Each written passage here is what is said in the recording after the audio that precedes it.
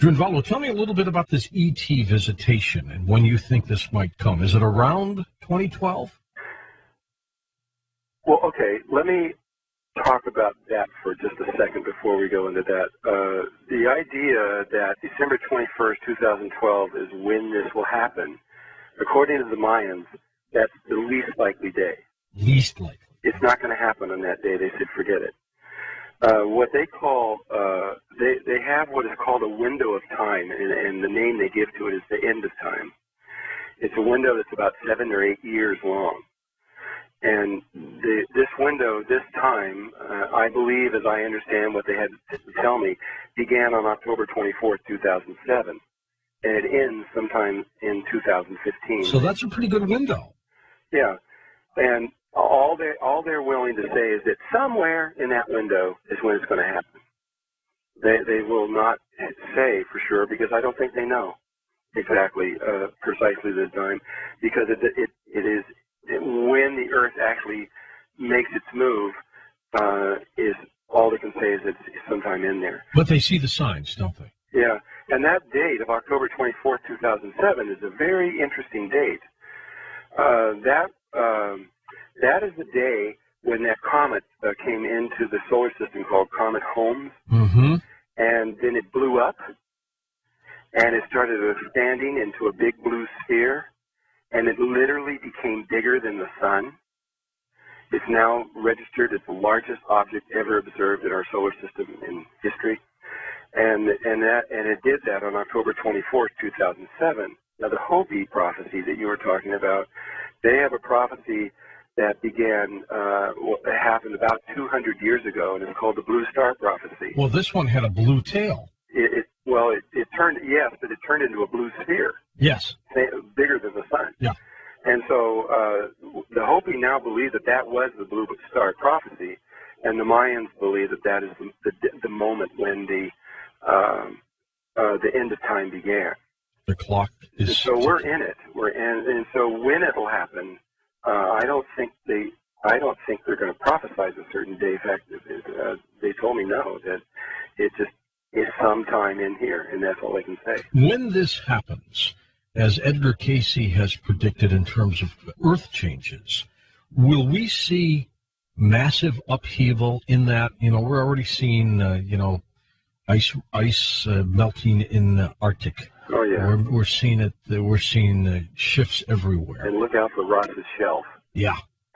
These things break off. It's cracking. Holes are forming all over it. And then forming lakes that are going all the way down to the bottom where you can see the water running, and then coming back up and forming bigger ones. The scientists I talked to that are working down there say this thing's going to go.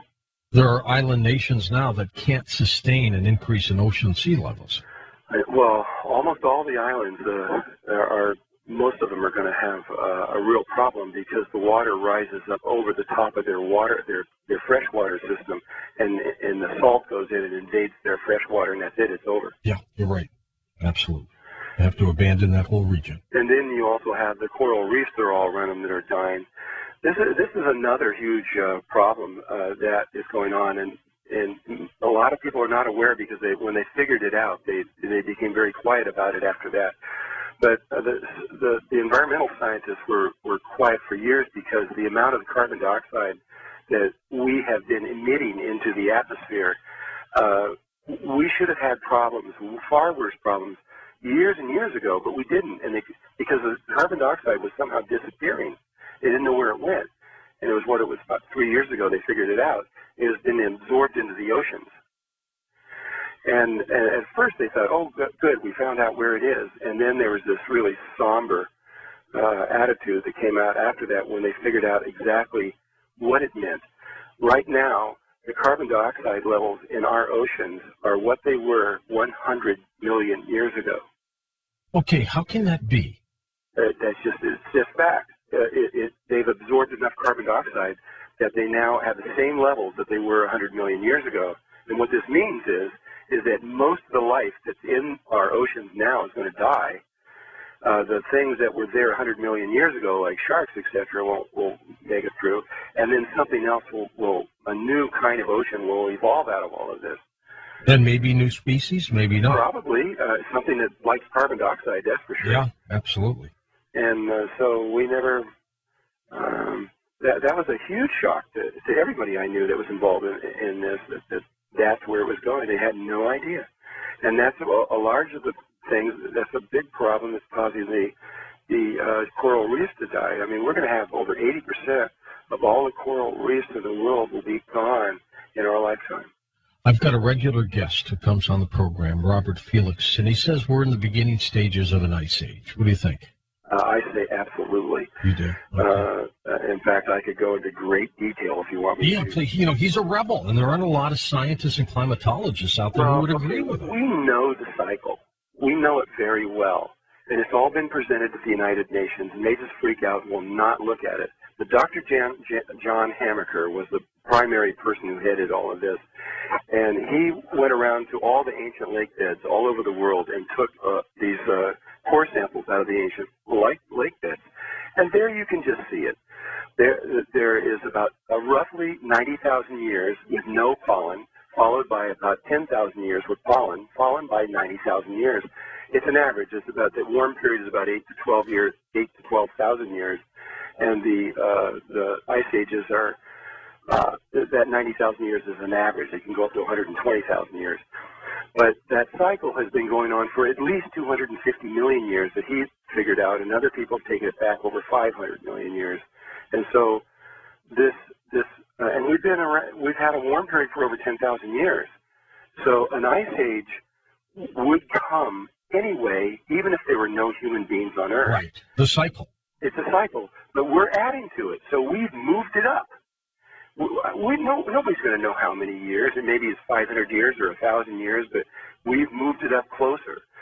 And what that cycle is based on is one word: minerals. That's it. Period. 100%. Well, not counting the sun, which is another factor.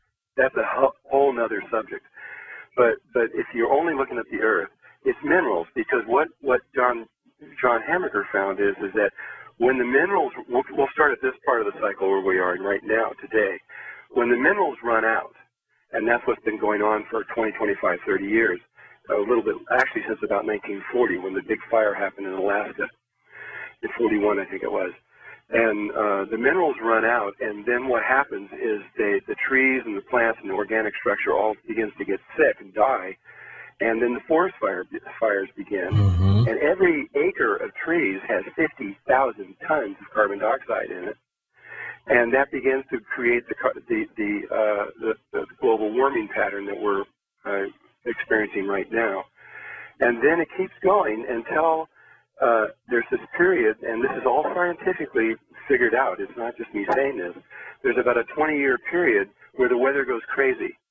It's just what it's been doing for the last 20 years. Right. I mean, we're in we seem to be in a lull right now. Well, but I don't know if that's going to last. It could be anything. I mean, the El Nino, when it goes, you read in the environmental books, if it happens once, it changes the world's weather patterns. That might take 20, 30 years for it to happen. It's happened in the last 12 or the last 13 years. So, I mean, whatever your weather is, who knows what it would be, assuming that none of these other things took place. Though I agree with you, talking about the sun as a program all by itself. Oh, yeah. Let me ask you this. We are in one of the biggest times of minimum sunspots. They're not there. I know. It's really strange. It's got to have an effect as we get to 2012. I mean, it's almost as if they truly understood all this. It's all related, isn't it? Well, yeah, the sunspots are really important, and this may have to do with why the Earth's magnetic poles are reversing, too. And that is directly connected to that whole thing. I mean, everything is connected to everything. In fact, if you knew what I knew about sacred geometry and the planets and the orbits and everything, it's unbelievable. It's like people look at the moon and they say, well, it's just it's a 27 point something days. It's a never ending cycle, and it's female, and it is very hard to calculate in a lot of ways. Yeah. It's been done. But did you know that is precisely the day of the sun? The sun rotates in exactly 27 points, and things exactly the same as the moon. And in the geometry of the human body, when we were unfolding these electromagnetic fields around the human body, one of the first things we discovered was that there's